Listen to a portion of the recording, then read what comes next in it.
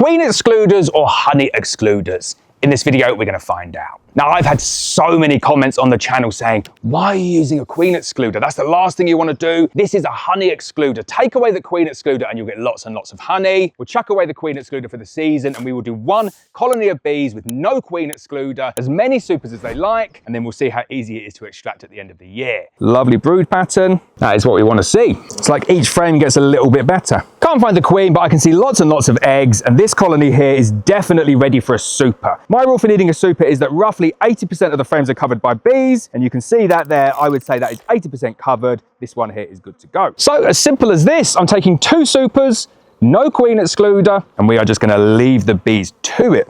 Normally, when I put the supers on, I place a wire grid called a queen excluder over the brood box to stop the queen laying eggs in my supers where I actually want the bees to be storing honey. For this video, I'm not adding the queen excluder and I'm just going directly on with the supers. First box is empty. Second box we've got here, you can see. So the bees are now up in the super and they are taking advantage of these new frames. Lots of nice honey in the super. That's right, isn't it? We want our honey upstairs in the super. And we want our brood downstairs in the brood box. That is where we put the brood. Right, brilliant. They put the brood up in the super already. Taken them 1 week and they've wrecked my frames by putting brood up in the super. But that to me is an absolutely shocking start. Why do they do that? Why do they tunnel up and put all of the brood and then work it out? It really does frustrate me as a beekeeper, and this is why I use a queen excluder. I'll stack everything back up again. Let's fast forward a few weeks now and see what is going on with this colony. So this looks completely set up. Let me show you what these bees have done. So the bees have started to draw out that foundation going up in a tunnel. So we've got 1 frame drawn out on the top, 2 frames drawn out on the top, and then I've even got some bees on that frame there.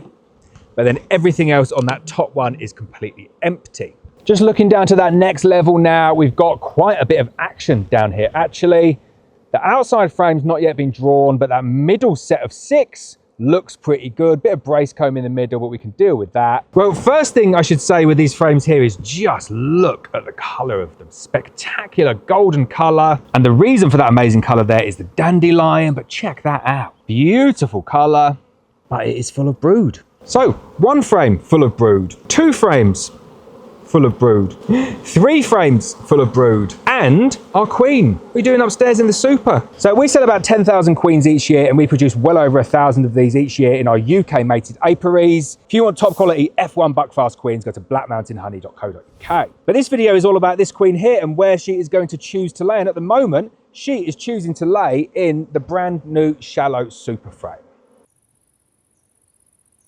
So it's been a few weeks since we left this colony here with no queen excluder. There is a brood box, a super, but no queen excluder that would normally live there. She has got free reign to go wherever she wants. And oh yeah, she is making the most of it. So, brood up in the supers, of course. Even on the frames where you think it's mostly honey, no, there's still loads of brood. Kind of get the picture, don't you? She just put brood pretty much on every frame. You can see why I'm not a fan of this system, but let's go further down, because this frame is even more full of bees. Let's have a look on this frame, what they've done. Again, huge amounts of brood. Look at this. This is not good. The queen is just laying wherever she wants to lay. But let's quickly take a look in the brood box, because there's brood in the supers. What is in the brood box? Yeah, well, it is a Black Mountain honey queen and she is turbocharged. So there's just more brood. What an absolute mess. Queen excluder, honey excluder. I know which one I think it is and I know which one I want. This colony needs a queen excluder because it's just a complete and utter mess. The bees have run out of space, so we're going to give them another super and put everything back together again. No queen excluder for the entire season. Let's see what happens at the end. At the moment, it is a nightmare. Within 24 hours, they've already started to draw out all those frames. Pretty much 50% of the frames in the top box are now drawn out. But if I take this top box off, you will be quite amazed to see what we have got inside. That is a huge amount of bees. And that is not the only box. We've got 2 boxes of bees and the brood area as well. So full, completely full to the brim. So this is the brood box. So normally what you would expect to find in the brood nest is just the queen, absolutely loads of brood and no space whatsoever. If I put a frame of foundation into a brood nest with a queen excluder on, within a day or 2, it would be drawn out. This colony here has had those outside frames of foundation on for about 6 weeks. Let's take a look at them. So I'll just put the super back on there. Let's take a look in there now and see what some of the frames are looking like. So if I start pulling out these frames, you can see what is going on here. We've got brood, we've got more brood, lots of drone brood as well. We have got some honey. Okay, a bit of honey there, that's good. And then a bit more honey on that side.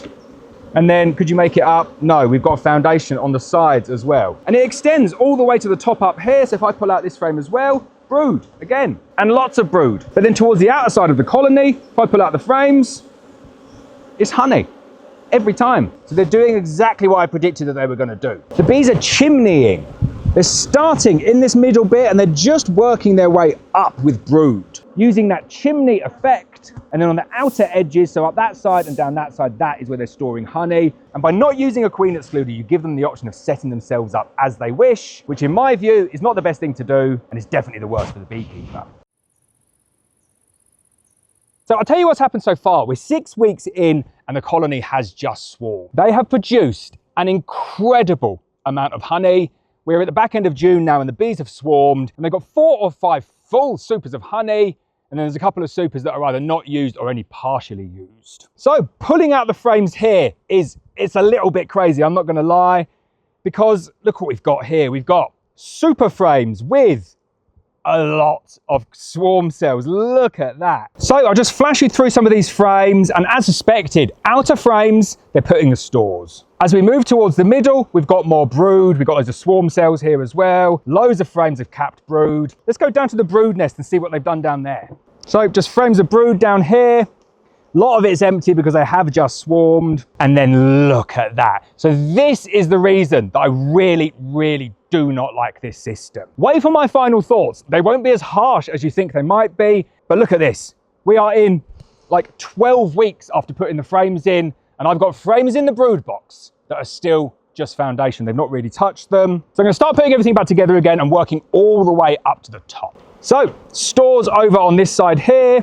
As we work into the middle, we've got brood again, lots of swarm cells, lots of brood. Right, so next one, this is the 4th box. What's going on here? Look at all this brood. We do have honey up here as well. So it seems that the honey is encroaching towards the center the further up we go in the beehive. And it's not until the 4th shallow or the 5th box that they've actually stopped putting any brood up here at all. So I struggle to peep over it now. That whole box underneath was honey, and then this whole box here is honey as well. So queen excluders, honey excluders, what are my final thoughts? There is no doubt in my mind that by not having a queen excluder on this colony, I have ended up with a much, and I mean much bigger colony versus if I'd put a queen excluder in there. The queen has got unlimited space to go and lay. She's taken advantage of that and built a monster colony. Everything that you're seeing here is half of the colony. The other half is in the tree behind me, and it is a very, very big swarm. So yes, the size of the colony has substantially increased versus using a queen excluder. Has it produced any more honey? I would say it probably has produced a little bit more honey as well. There's no testing involved there, but there is a huge amount of honey in these boxes. Here's the kicker though, and here's my final thought. Is that additional honey worth the hassle that is created by letting the queen run wild like that?